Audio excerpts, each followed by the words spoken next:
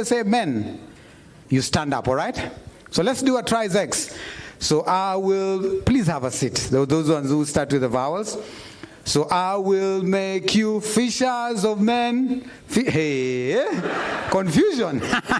So for those who had sat, please, anywhere we mention an M, men, let's do men, all right?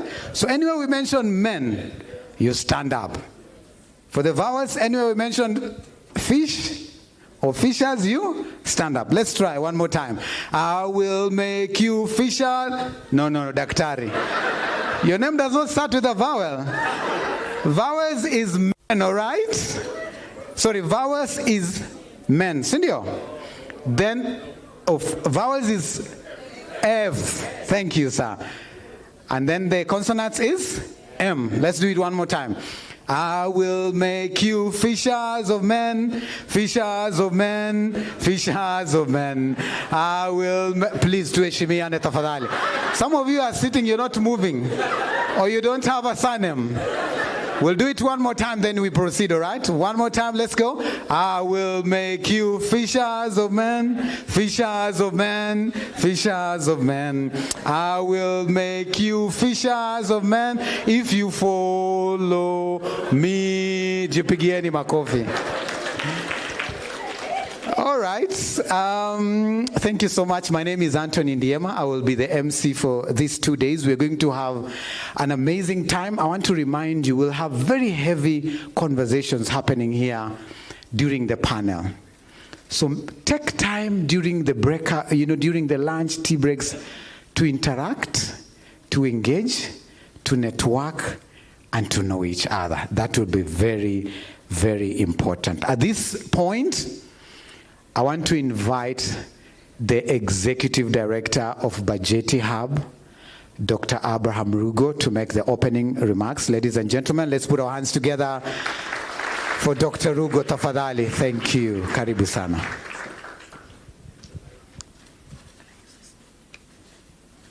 Good morning. Sure. Good.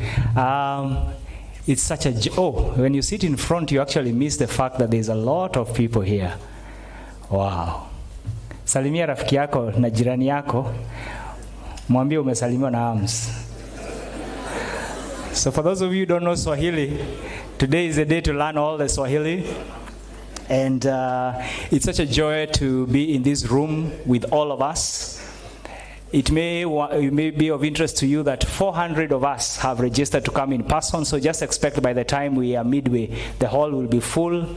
At some point, we were actually starting to hope that though everybody who registered does not show up, but by the look of things and how early people showed up here, I know they are coming.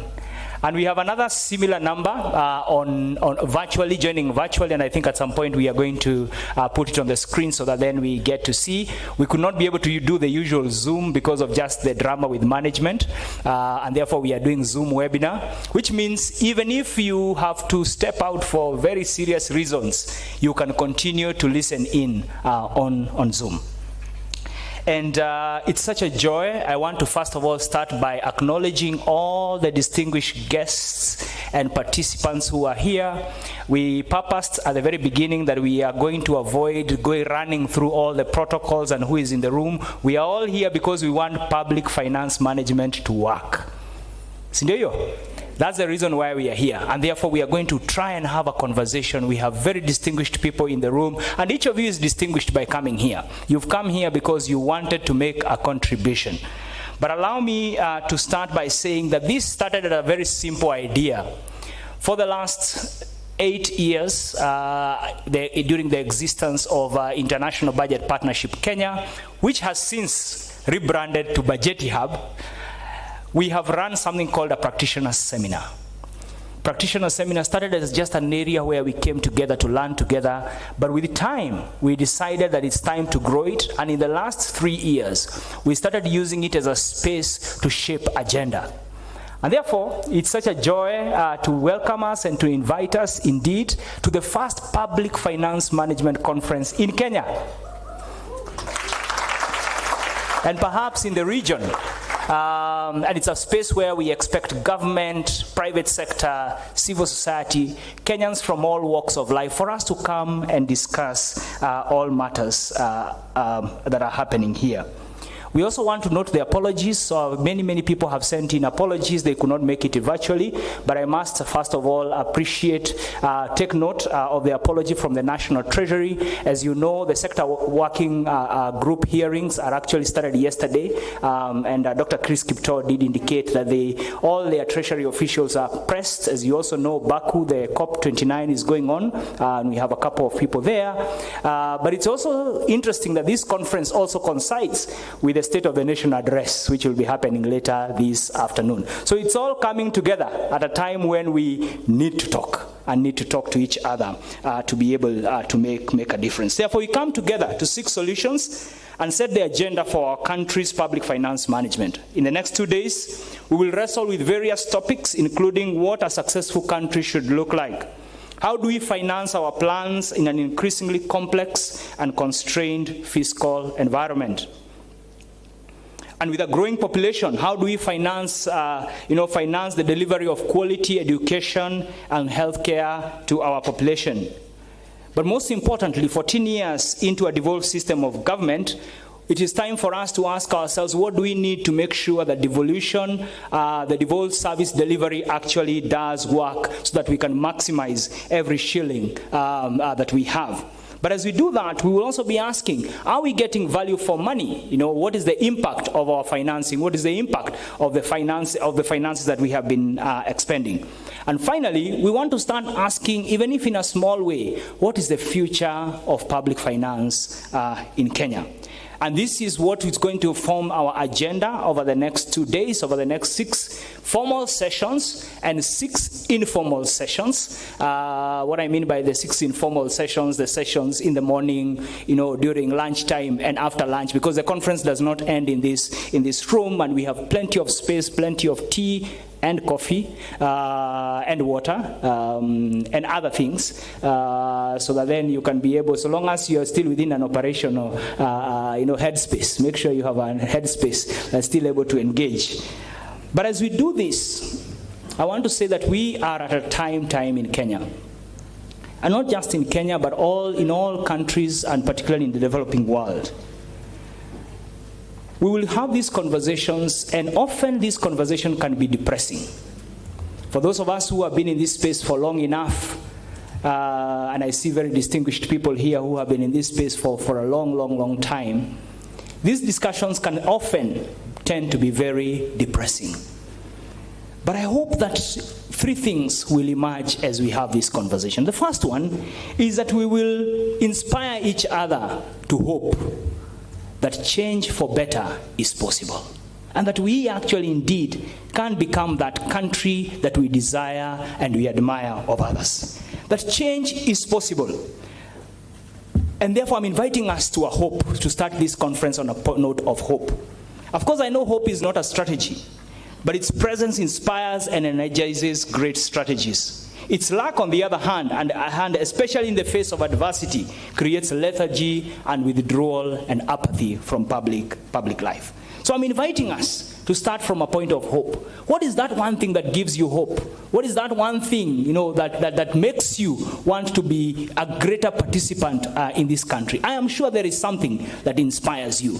For some of us, it's our children. For some of us, it's just the people who have risen against all odds. For some of us, it's institutions in public sector that are working. For others, it's public officials who continue to do the right thing and to do the best they can, even in very difficult circumstances. For us at Bajeti Hub is the fact that we actually can have this conversation in this country.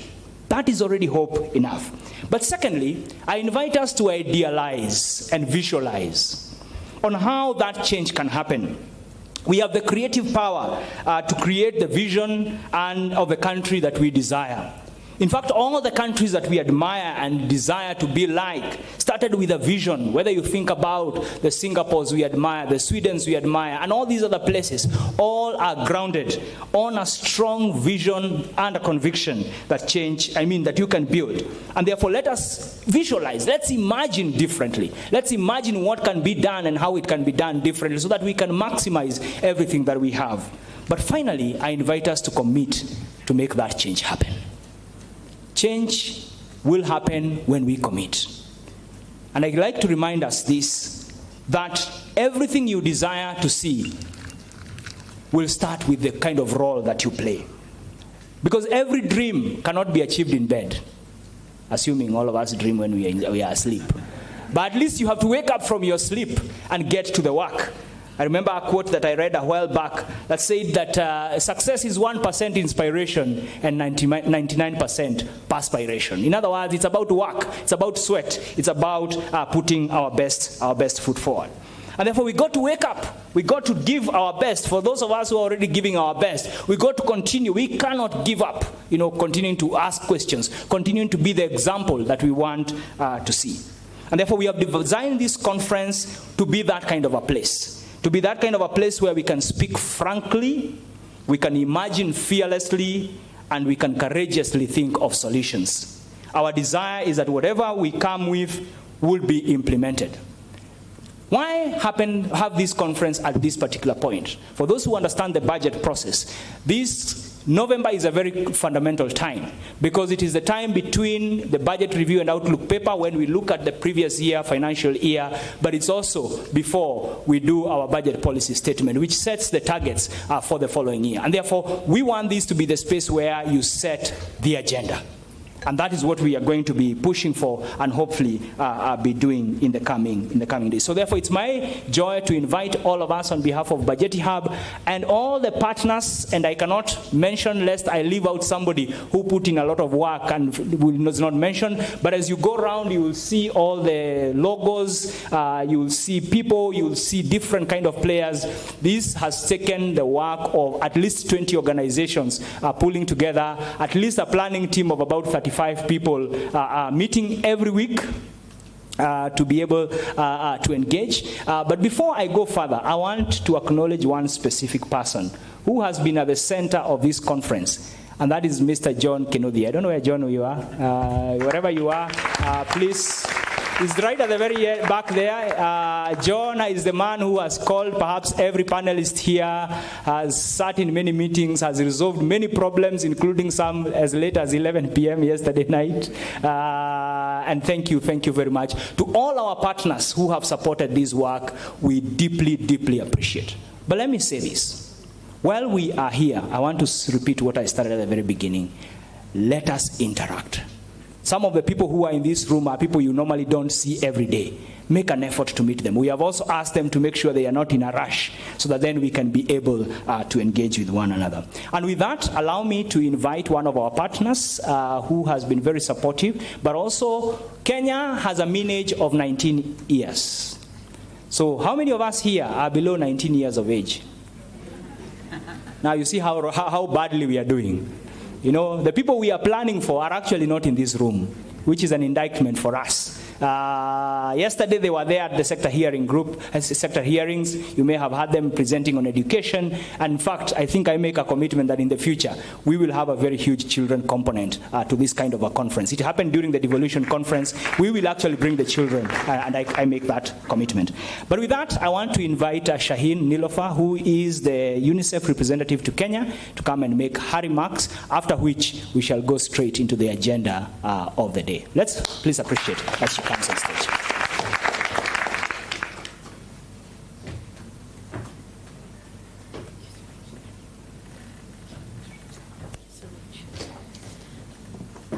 Good morning. I'm Jumbo and Salaam Alaikum. What an inspiring speech by Dr. Ruto, and I was told, sorry, Dr. Rugo.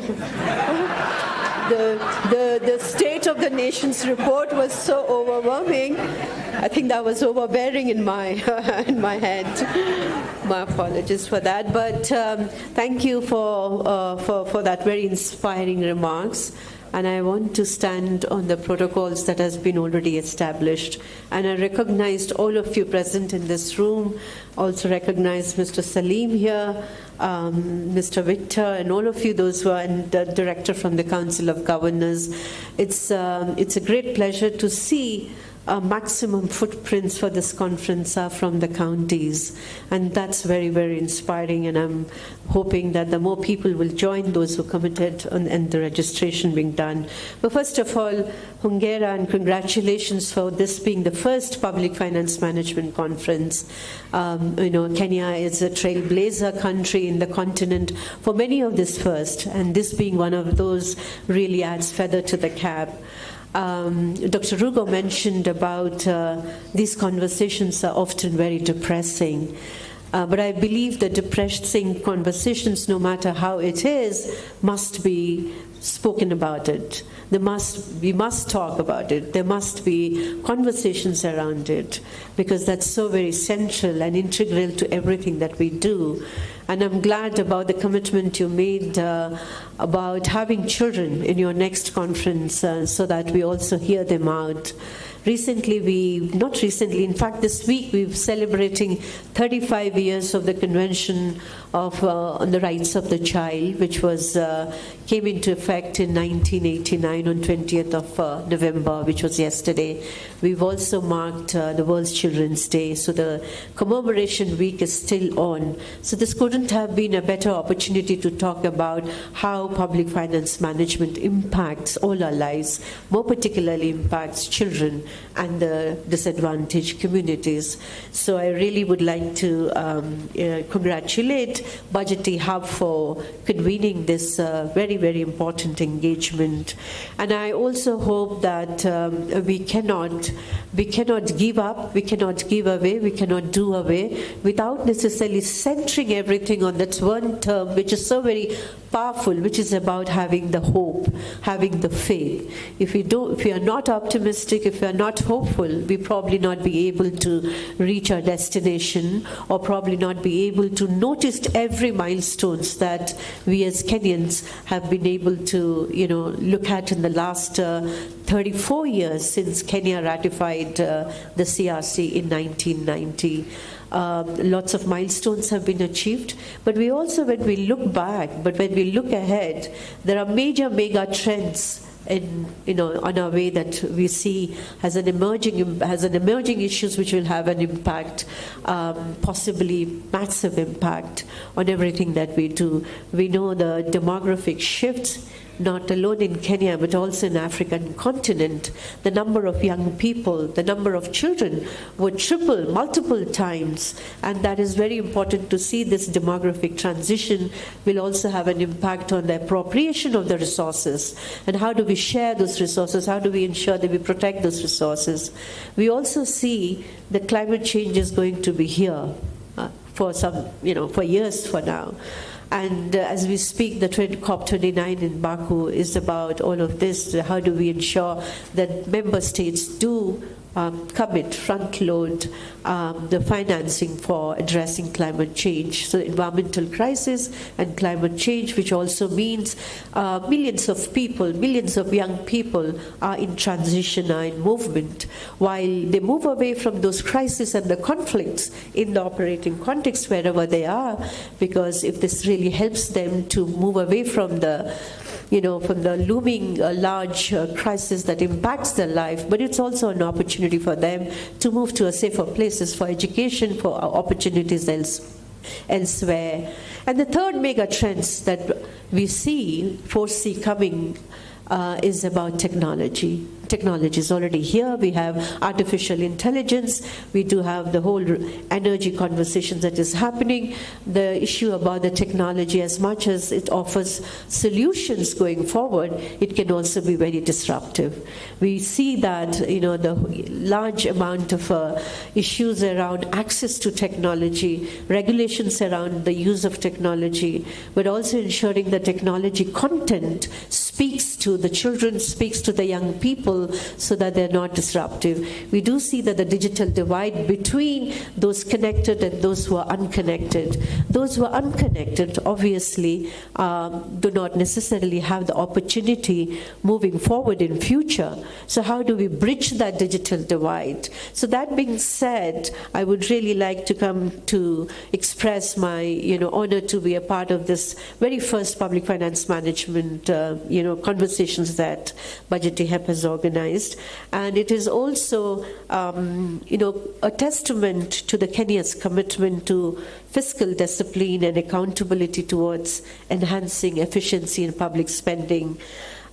This week, as I mentioned, as we commemorate 35 years of Convention on the Rights of the Children, we've seen that in the last 35 years, or more so in Kenya for the 34 years, key milestones have been achieved by Kenya. And one of the most prominent and notable among them is the Children's Act of 2022, which was revised in 2022, but was drafted in the year 2001. So I understand that without the conversation on public finance management and about how the resources get distributed, the fairness about the distribution, ensuring that appropriateness of the distribution of the resources, which is about the future. And the theme of the World Children's Day this year was about listen to the future. And the future is here. The future is now. The future is about today. So if we don't listen to our children and the voices of the young people today, we probably be missing out entire generation on behalf of which we are making those big claims and proclamations about the future. So it's very important for us to take into cognizance is about what is the future telling us? What are the signals that are giving us? So it's very important to look around and look within. Is our ability